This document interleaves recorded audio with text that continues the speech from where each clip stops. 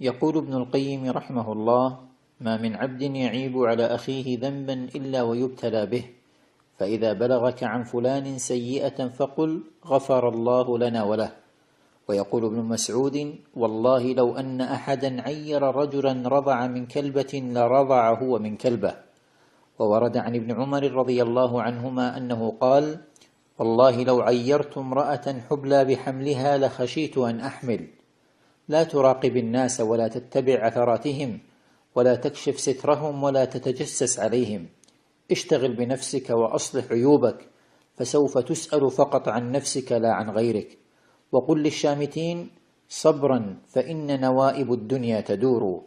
لا تسخر من فلان لأن ابنه أسبل ثوبه وحلق لحيته وشرب الدخان وترك الصلاة، ولا تهزأ بفلانة لأن ابنتها تلبس العاري وتتهاون بحجابها وتتكبر على أقاربها، فأنت لا تعلم حجم معاناة والديهم في تربيتهم وتوجيههم، ولا تدري مقدار تفانيهم في مجاهدتهم.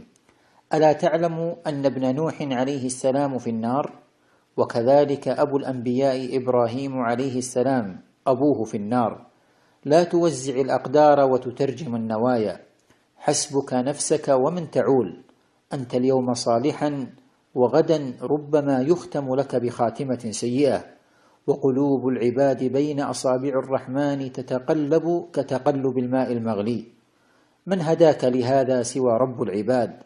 إذا ساءك من أحدهم شيئا فقل: الحمد لله الذي عافانا مما ابتلاهم به وفضلنا على كثير ممن خلق تفضيلا.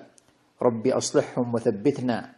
وورد: اللهم يا مقلب القلوب ثبت قلبي على دينك، ويا مصرف الأمور صرف أمري على طاعتك. كان لأبي حنيفة جار سكير فاسد، نصحه حتى تعب من كثرة نصحه فتركه. وذات يوم طرقت الباب زوجة السكير تدعو أبا حنيفة للصلاة على زوجها السكير، فرفض أبو حنيفة الصلاة عليه. وفي منامه جاءه السكير وهو يتمشى في بساتين الجنة ويقول: قولوا لأبي حنيفة الحمد لله أن لم تجعل الجنة بيده. ولما أفاق سأل أبو حنيفة زوجة السكير عن حاله قبل الموت، فقالت: هو ما تعرف عنه، غير أنه كان في كل يوم جمعة يطعم أيتام الحي ويمسح على رؤوسهم ويبكي ويقول: ادعوا لعمكم، فلعلها كانت دعوة أحدهم. فندم أبو حنيفة أشد الندم.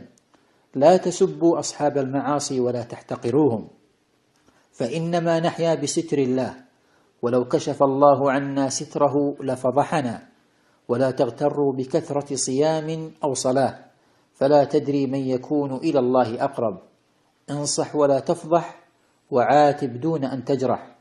لا تغتر ولا تسخر، فالأيام تتقلب كما هي القلوب. وفق الله الجميع لما يحب ويرضى.